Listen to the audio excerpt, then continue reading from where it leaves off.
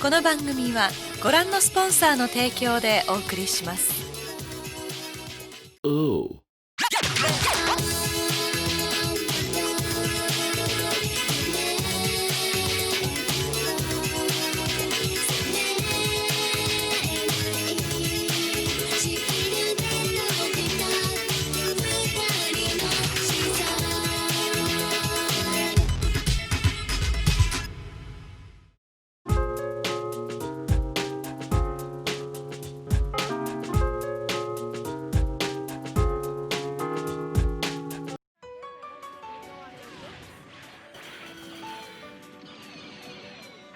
Welcome to Sushi Bites, and welcome to the 9th season. Some shows start to falter by the time they reach their 9th season. Others are wise enough to stop well before they get there. Me? Gongaga. Starting in 1997 with the one-on-one fighting game Sangoku Muso in Japan, the series we know as Dynasty Warriors began in a very different form to how it is today. With the release of Shin Sangoku Muso, or Dynasty Warriors 2 in the West, the series sowed the seeds for what the franchise has since become, and its gameplay, while often improved with tweaks, has only changed a little across the series' history. Dynasty Warriors is still going strong after 22 years, and sees no sign of stopping anytime soon, with its two most recent spin-offs having released only last year. To put it in simple terms, the Dynasty Warriors franchise is a third-person hack-and-slash game with real-time strategy elements, such as tactical fields, and a focus on engineering yourself a battle advantage for your team. The gameplay is timeless, and there have been many impersonators. Some good. Gintama Rumble was a blast of a game to kick off 2018 with. I've put in well over 120 hours. Some bad. Drive Girls is honestly one game with a hugely squandered premise. There's a lot to hate, and very little to love. But nothing can truly compare to developer Omega Force's unfaltering vision. Over its tenure, the Dynasty Warriors series has spun off into other franchises. Shingeki no Kyojin, Attack on Titan, has received 2 such games.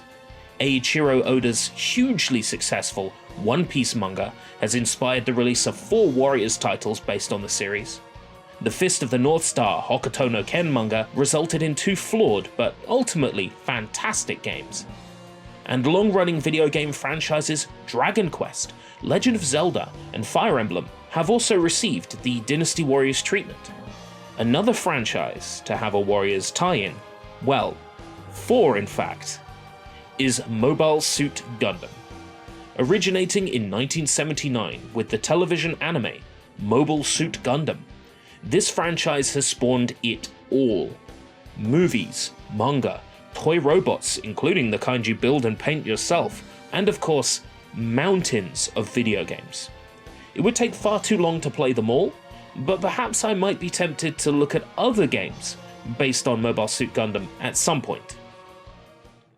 It seemed like a match made in heaven when Namco Bandai and Koei mashed Mobile Suit Gundam and Dynasty Warriors together into 2007's Dynasty Warriors Gundam. Released on PlayStation 3 and Xbox 360, this game places players into the cockpit of their favourite mobile suits. This new franchise would stand the test of time, with a second title released in 2009, a third entry in 2011, and a fourth title in 2040, this time exclusively on PS3. I have recently been playing lots and lots of the third entry, Dynasty Warriors Gundam 3, so much so that now when I close my eyes, I get a persistence of vision effect from all the robots smashing each other to bits. So to begin, Dynasty Warriors Gundam 3 is unmistakably a title in the Muso series. The gameplay consists of moving between areas of the battlefield, playing as a captain unit, lending aid to your teammates, and taking down an enemy force, or sometimes forces, utilizing battle tactics and special skills to gain the upper hand.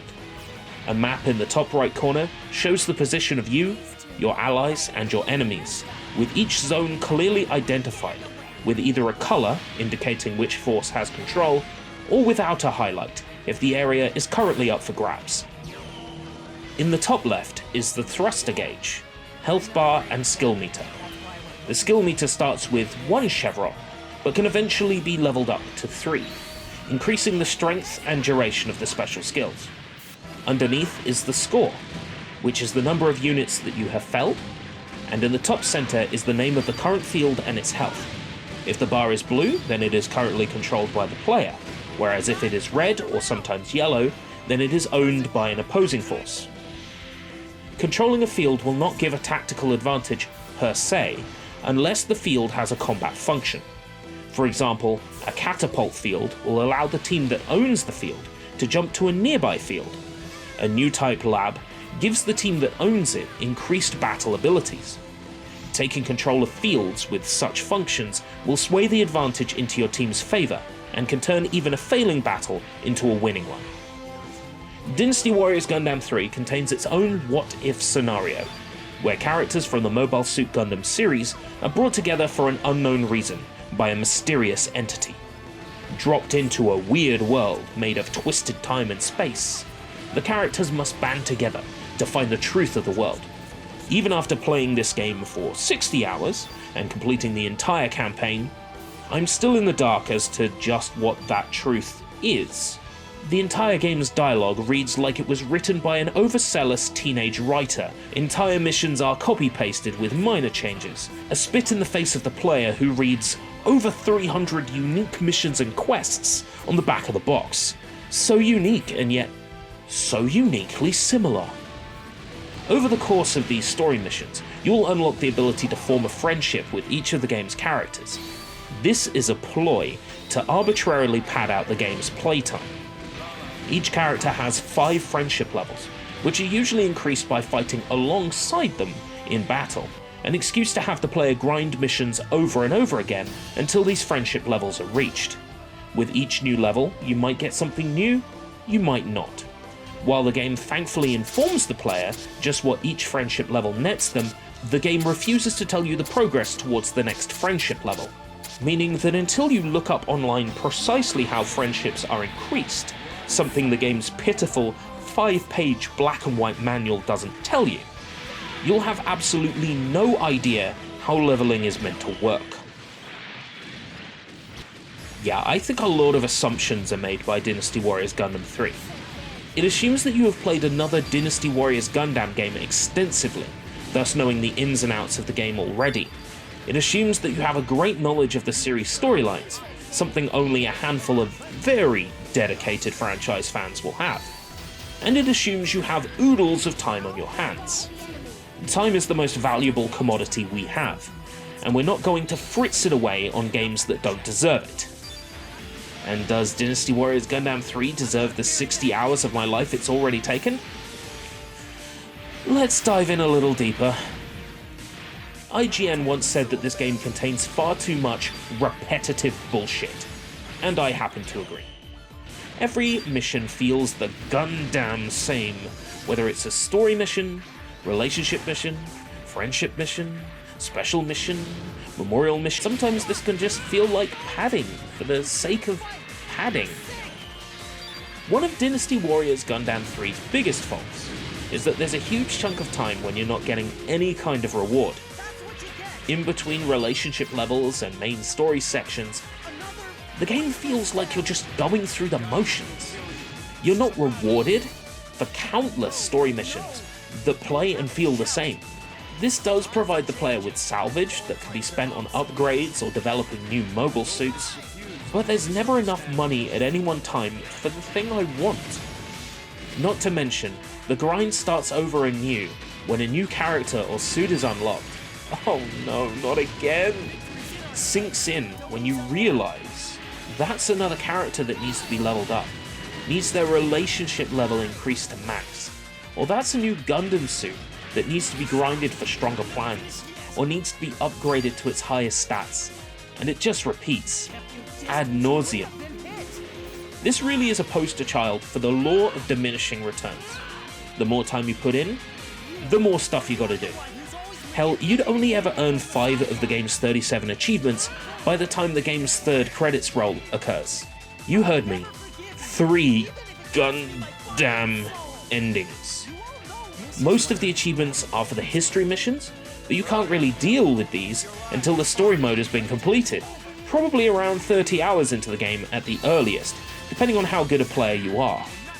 If you're a casual player and you're thinking about perfecting this game, forget it and move on now. Avoid disappointment later. The game features a whole ton of playable pilots, each with their own relationship levels. And the non-playable characters also have relationship levels, which are harder to raise because you can't just play as them to do it quickly. Playing as a character-specific mobile suit enough times will unlock the ability to purchase a license, so that the suit can be piloted by all the playable characters. This is also tracked for 100% completion and for an achievement. Some suits can only be obtained by developing them from plans dropped by fallen enemies, so these must also be built using the currency you have earned. On top of this, there are pilot skills and equipment you can purchase. Each of these must be unlocked by completing various criteria. You also need to level up at least one pilot to level 50, a feat that will come as the player earns enough money to bribe the game's train menu to get there faster. But let's look at the positives. This is one good-looking game that keeps its composure even when there's 100 units on screen. The first 2 Dynasty Warriors Gundam games use a realistic art style that I personally felt wasn't quite pleasant to look at, whereas the third game employs a cel-shaded look, with some truly gorgeous models. The suits pop out from the environment, and speaking of the environment, while the game has few distinct areas, they do look decent for the time of the game's release. They may feel a bit cramped, but that's a-okay. Being a big robot probably would make maneuverability not so easy. The third entry gives up on the large-scale space battles. I was never really a fan, so I welcome the change, but I'm sure some series fans were probably disappointed. The soundtrack is banger after banger. Battle themes will change as you gain or lose the advantage during the mission. Sounds are immersive and the explosions are punchy and fierce. Sound design is on point. Battle dialogue is all voiced, and while the same lines repeat often, it is a joy to hear your force and the enemy forces arguing over mundane things in the middle of combat. Bonus points for lines of dialogue that don't really match up, along with the cheesy delivery. It's really quite funny to hear the characters moaning about being single or not being able to go out on a date while you're slaughtering hundreds of enemy units. As a casual game, this isn't a bad time, but you'll get so little out of it. As a time sink, this is a hugely disappointing time. I'd be tempted not to recommend this game based on its repetitive nature, but as a Gundam game, it really is second only to the later released Dynasty Warriors Gundam Reborn in terms of content and features. Sometimes you just need a really long game to sink your teeth into, and Dynasty Warriors Gundam 3 can be that game for you, if you don't mind repetitive bullshit. I'm sure a fan of the series would get more enjoyment out of this title, but even as an outsider, I really did enjoy this game, even considering how similar most of the missions are. Series fans would be better off getting Dynasty Warriors Gundam Reborn, as from what I hear, that game doesn't pad itself out so much. However, it's only available digitally in North America, and a physical European release can be costly, even second-hand. If you can't get hold of it, or you can't play it because you've only got a 360, then you really can do worse than Dynasty Warriors Gundam 3, provided you're willing to dedicate a good chunk of your valuable time to it. This has been Sushi Bites. Thanks for watching.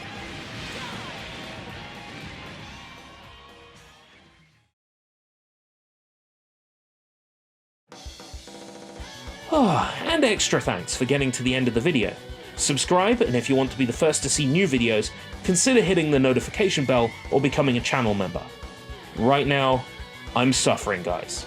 First off, I got slapped with a YouTube copyright strike, which has affected my ability to stream on YouTube. So please give me a follow on Twitch, Flagrant Weeaboo, to get notified the next time I stream. Secondly, my Twitter account has been suspended. So if you need to reach me right now, Discord is your best bet. I'm going to make sure I post that in the description.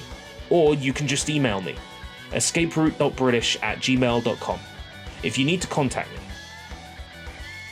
Your support helps me out a ton and it's always appreciated. Take care, everybody.